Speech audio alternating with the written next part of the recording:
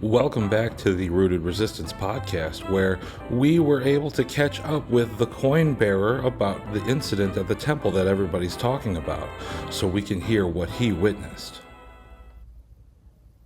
Well, I'm sure you've heard by now what happened in the temple. The crowds were all riled up by this Jesus, hanging on his every word. So the religious leaders got together, and we put together a little test for him. Was he a traitor to his people or a rebel against the state?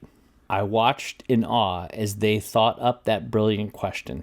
And the guy who asked the question, this was definitely not his first debate.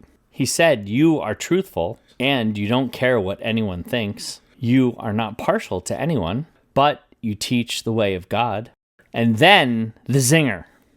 Is it lawful to pay taxes to Caesar or not? Not bad, right? They thought they had him. But it's not like it mattered.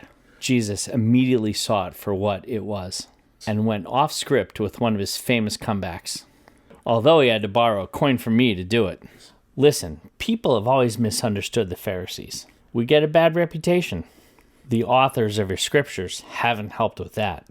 You probably think hypocrite when you think of the Pharisee. Let me tell you, I am deeply devout. I am a disciplined scholar. I strictly follow all the purity codes. From prayer to food to business, I am only helping people keep God's law. Can any of you say the same?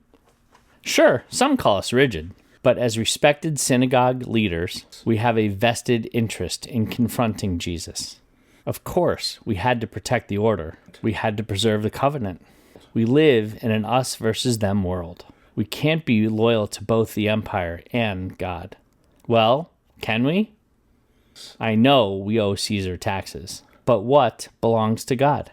This Jesus, where does he get the power to speak about our laws this way? Why can he speak so freely of grace? Is he just cunning, or is he divine?